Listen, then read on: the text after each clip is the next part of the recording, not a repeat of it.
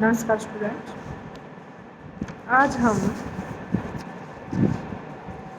नरेश मेहता की कविता अरण्याणी से वापसी की व्याख्या करेंगे। अरण्याणी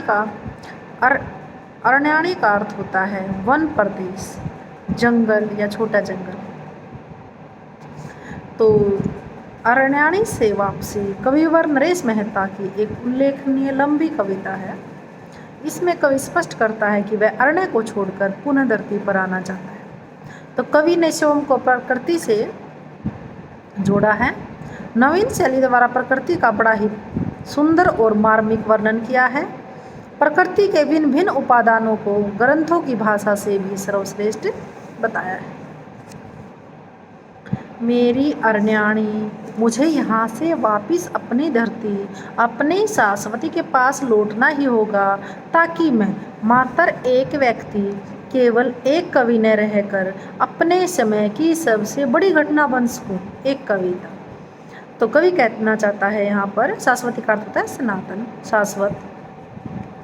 हे वन प्रदेश, अब मैं तुम्हें त्याग कर अपनी धरती के शाश्वत स्थान की ओर लौटना चाहता हूँ। मैं अब अधिक दिन तक यहाँ नहीं रह सकता, क्योंकि मैं एक व्यक्ति अथवा एक कवि बनकर यहाँ नहीं रहना चाहता। मैं इस प्रकार की कविता की रचना करना चाहता हूँ जो अपने काल की सबसे बड़ी घटना हो। भाव यह है कि कवि वन प्रदेश के प्रवास को त्याग कर पुनः संसार की ओर लौटना चाहता है और काव्य जगत में खो जाना चाहता है। वह कविता द्वारा अपनी मनोगत भावनाओं को व्यक्त करना चाहता है।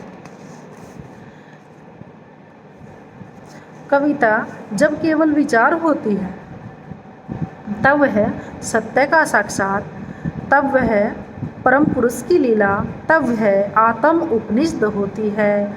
पर जब वह भाषा के भोजपत्र पहन लेती है तब वह आनंद के मंत्र, आसक्ति के पद, तन्मयता के कीर्तन, विनय की प्रार्थना और लालित्य के गान के अपराजित हिमालय तथा उपत्यकाओं से उतरती हुई जलते मानवीय मैदानों में पहुंचकर विराट करुणा पीड़ा मात्र बन जाती है।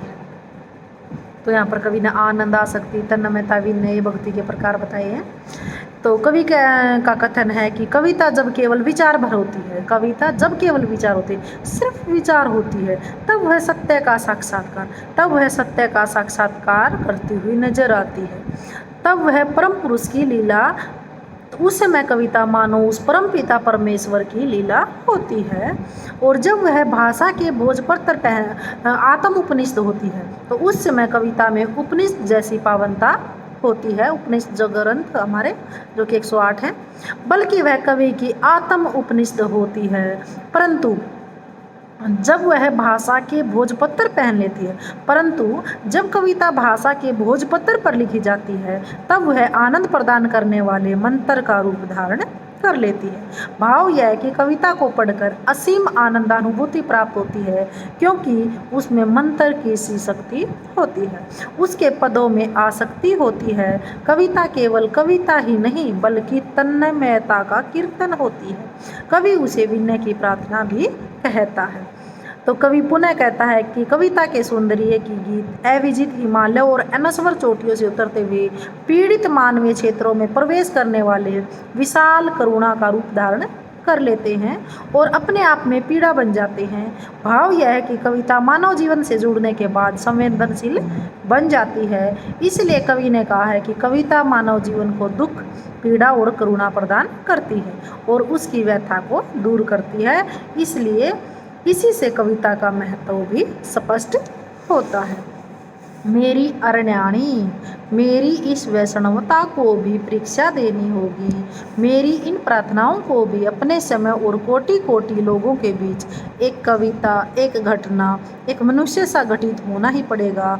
युद्ध के 18 दिनों के रक्ताभिषेक के बाद ही कृष्ण की वैष्णवता इतिहास का वासुदेव बन सकती है। वैष्णवता का अर्थ होता है पावनता और रक्ताभिषेक का अर्थ होता है खून का स्नान। तो यहाँ पर नरेश मेहता जी कहते हैं कि हे मेरे अरण्याणी का अर्थ है छोटे से वन प्रदेश, मेरी इस वैष्णवता को भी परीक्षा देनी होगी कि मैं जितना पवित्र हूँ फिर भी मेरी इस पवित्रता को परीक्षा देनी होगी। यही नहीं, मेरी इन प्रार्थनाओं को भी अपने समय और कोटि कोटि लोगों के बीच, यही नहीं बल्कि मेरी इन प्रार्थनाओं और मेरे प्रार्थना वचनों को भी परीक्षा पर खरा उतरना पड़ेगा। करोड़ों लोगों के मध्य, कोटि कोटि लोगों के बीच का अर्थ है करोड़ों लोगों के मध्य मेरी कविता को, एक कविता, एक घटना, एक मनुष्य सा घटित होना पड़ेगा। करोड़ों लोगों के मध्य मेरी कविता को, उसमें वर्णित घटना को एक मानव के समान घटित होना पड़ेगा। भाव यह है कि मुझे इस प्रकार की कविता लिखनी पड़ेगी जिसका संबंध प्रत्येक मानव से हो और करोड़ों मानव के मध्य जो लोकप्रिय हो। कवि युद्ध के 18 दिनों के रक्ताभिषेक के बाद ही कृष्ण की वैष्णवता इतिहास का वासुदेव बन सकी थी कि महाभारत के युद्ध के 18 दिनों के खून खराबे के पश्चात ही कृष्ण की पवित्रता उसे इतिहास का कृष्ण बना सकी थी और कृष्ण को महाभारत के युद्ध में कड़ी परीक्षा देनी पड़ी थी। उसे सत्य का समर्थन करते हुए कौरव से युद्ध करना पड़ा था, तभी जाकर वे इतिहास में वासुदेव के रूप में प्रसिद्ध हो सकी थी। तो ये लंबी कविता है, अभी मैंने आधी करवाई है और आधी मैं कल करूँगी। धन्यवाद।